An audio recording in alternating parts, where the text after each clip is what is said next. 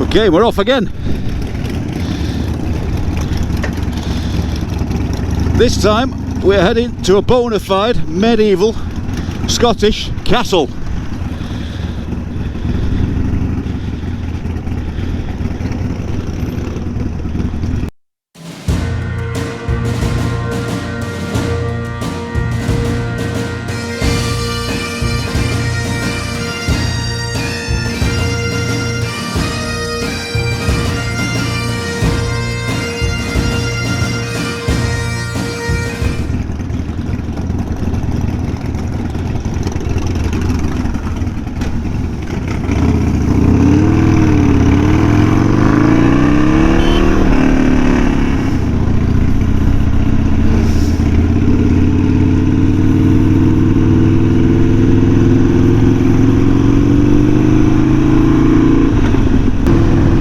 What a day for touring. Now the thing is, at the moment it's cooler than yesterday.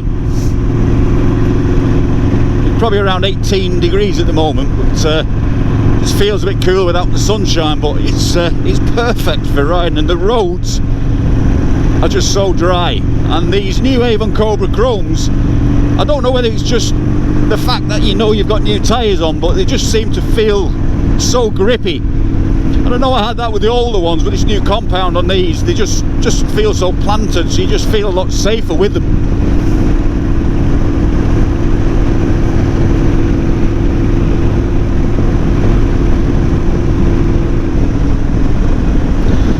So it's a chance now for the group to just open up a bit now. We don't have to stick in any sort of formation or whatever, anything like that. We're just riding for ourselves. We're only going from point A to B. You can't really go wrong.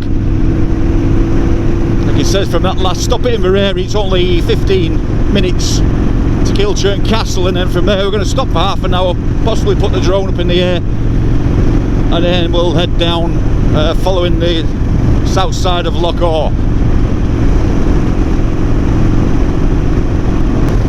I don't know if you guys can hear, but I've noticed lately with this cable helmet now, I'm getting quite a bit of wind noise in the side, and I know it's a dual helmet, it's a flip front, but a modular helmet, but I do notice more above 55 now. We're doing 56, 55 now, but above that you start to hear the wind noise a little bit. So over a long distance on the motorway or the freeway, you know, it can get a little bit annoying on the ears. It's something to take note. But you know, this helmet, you know, I've used this now for a good couple of years, and it's been a fantastic lid. I am looking to change, maybe try another couple out to be the main helmet that I'll use for vlogging. So if anyone's got any ideas, or if there's any manufacturers out there want to throw a helmet my way to try and use on my channel and review, then please feel free to hit me up.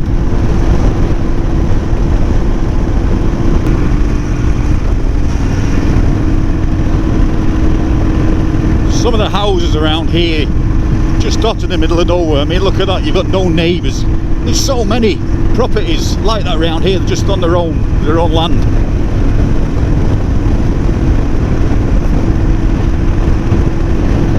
A little bit lonely though, isn't it? Sometimes it's nice to pop your head over and say hello to your neighbour.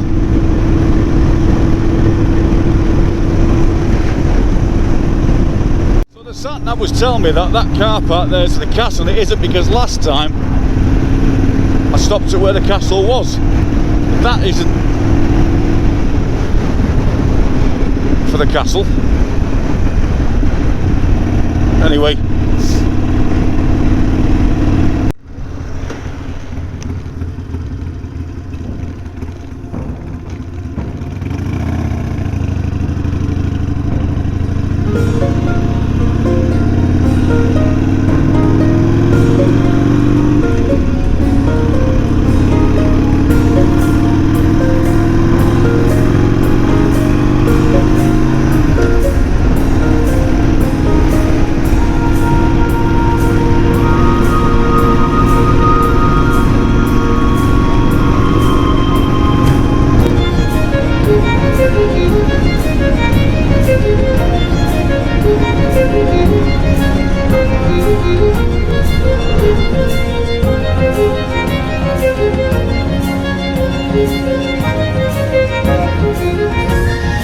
This'll do, folks.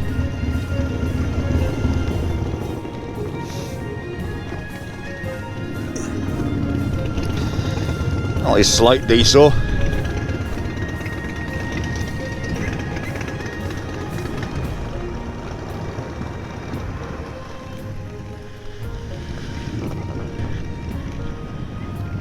There you go, a proper Scottish castle. Well, we'll stop here for 10-15 minutes before moving on.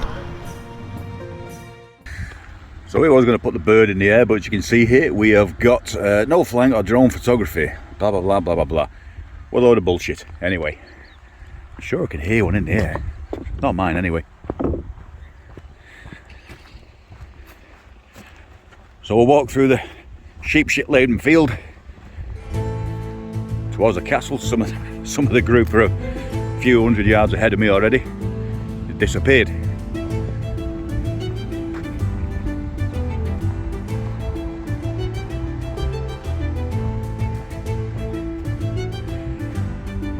Spectacular view. Now we're off the bikers where you can feel the warmth, even though the sun's not out. It's just a lovely temperature now. Sheep.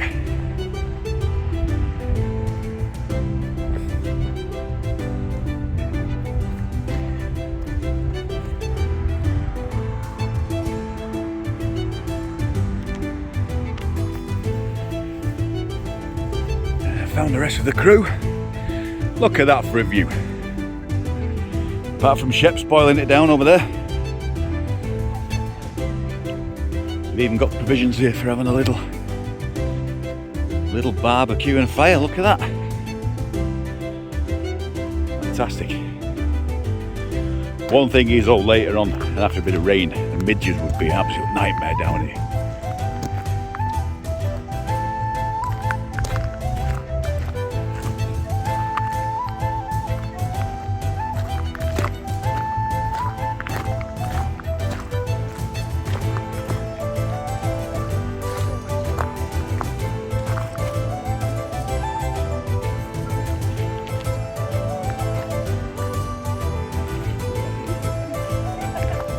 Was it worth the detour?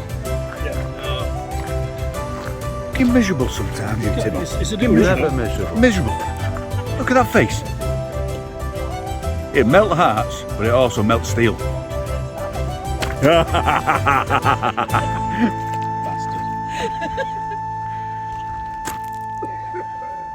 Okay, so that was Kilchurn Castle. So now we're heading down at A819.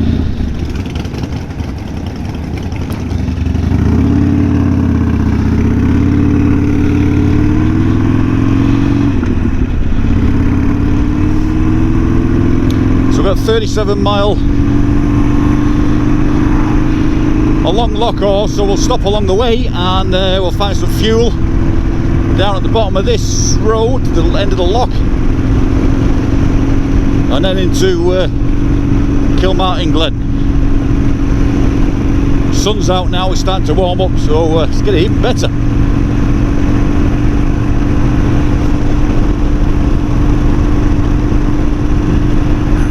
So easy to miss these, so that's what we're heading for, Ford, which is 20 miles. As the crow flies. Sure, everyone's done the turn. And back to your typical little Scottish B road now, so that should take us and hug us down by the loch side. And again, this is time where everyone says ALCHEMOTO.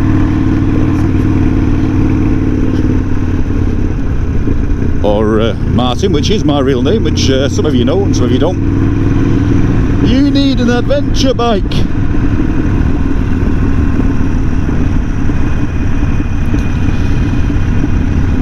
But it doesn't matter what bike you're on, as long as you've got a sense of adventure. Take it where you feel comfortable. Let's wake up the village now.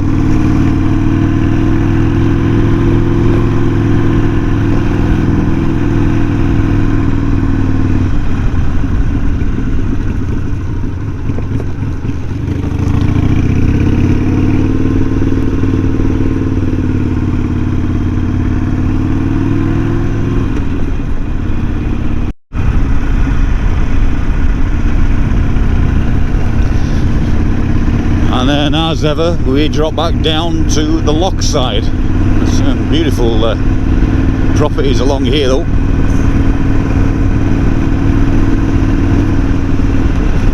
Look at that house. Wow, there's a hotel, but wow.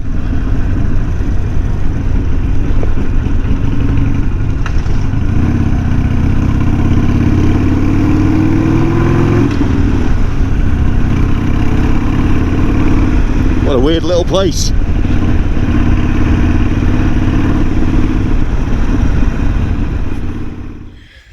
Okay, so we found a cracking spot to park up and just have a break. That road's quite demanding, that little B road, a lot of gravel on the road, so we just thought to take a little break. But sun's coming out now, absolutely stunning. So this is somewhere parked up down towards the south side of Loch, or is it the north? No, it's the south side, I'm sure. Or is it? Getting confused now. Whichever, anyway, we're heading down north, east, south, west side, sorry. What a cracking place just to come and camp for the night, especially when it's like this. So I think it's time to get the bird out. Let's just have a look at the bikes.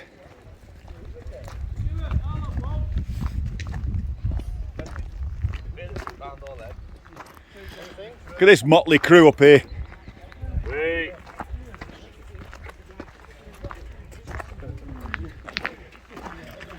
Time to get the bird out, I think.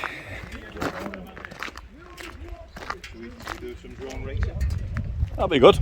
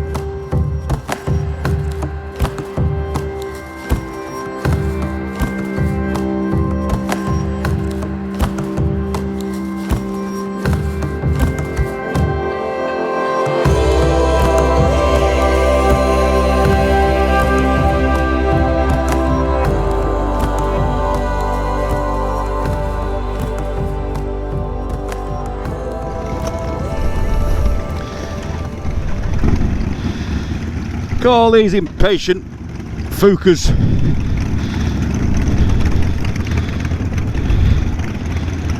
Mind you, it's getting warm now. We all need something to drink, I think.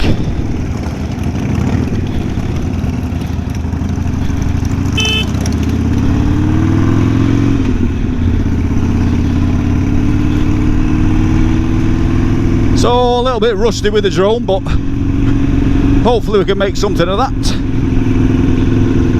You're always a bit apprehensive, but I was just saying to some of them that when you've not had it up in the sky for a bit, especially by the water. And I think the first time I said I was using the Galaxy S21 Plus in the quad lock case, that it doesn't grip in the holder very well, so it did actually slip off the holder and knock the control down over the water, so you've got to be careful. So I think I will make that bracket for the drone's controller, you know, so it fits my phone on a bit more secure. And then the other thing is I forgot to have, I had the obstacle avoidance on, so that last bit of the footage there I was going to fly it through the bikes, and then it just sort of stopped in mid-air, so then you forget where the button is to switch it off. So a little bit of research yet, but we'll get better with that.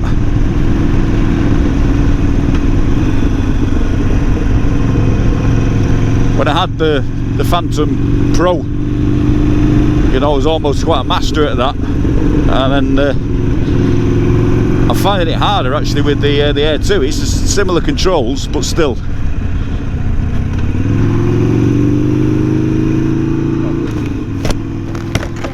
Because I have to keep changing batteries and everything. So I've just changed the battery in the rear one, so that's on now. That one's on and this one's on. But what I'll do is, I don't have that on all the time. Well, that one's also charging batteries as well, in case of, you know, I mean, I've got 10 batteries. But I can always swap that round into this and charge another battery as well as use that one. So there'll be a bit with that on, majority of that, and then that one leave on and just edit bits out. But if the battery runs out like it did do on most of the other road, leave it. Change it now, it'll do 5 miles down to the next stop, switch off, you know what I mean. It's difficult trying to remember all them and keep your batteries charged. I think the heat's doing the batteries as well, you know. The cold can, but I think the heat is. I think your ambient temperature around sort of 16 is fine. 20s like that, it kills batteries. What I was going to do, because I put a twin charge mount on here, so I can charge my phone as well.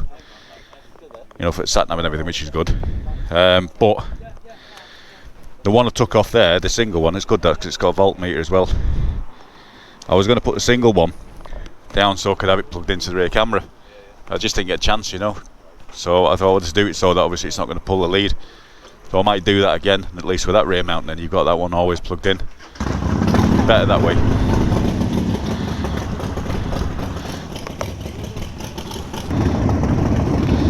Okay, so we'll let Chris lead this one. And we'll get some film and footage of these wonderful bikes.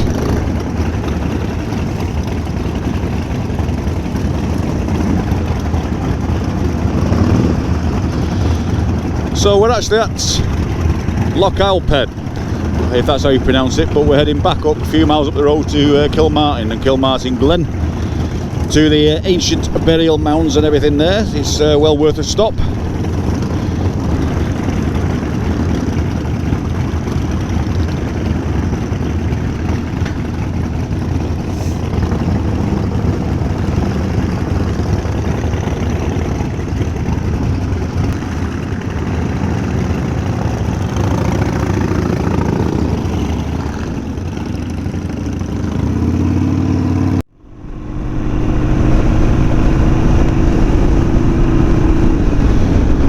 Thought as well, I put the rear camera on to capture everyone and decided I'll go and get some footage from the front camera.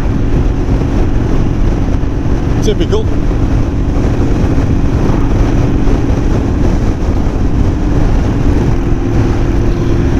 What I was saying earlier on though about this side of Scotland, how you lose the mountains and you just have this, you know, wonderful sort of flat areas and little rolling hills almost. A little bit of greenery. It's completely different than what you expect, but so good for biking as well, you know. And the roads around here are fantastic. I must admit, the Scotch do a hell of a lot better with the roads than they do in the UK side of things.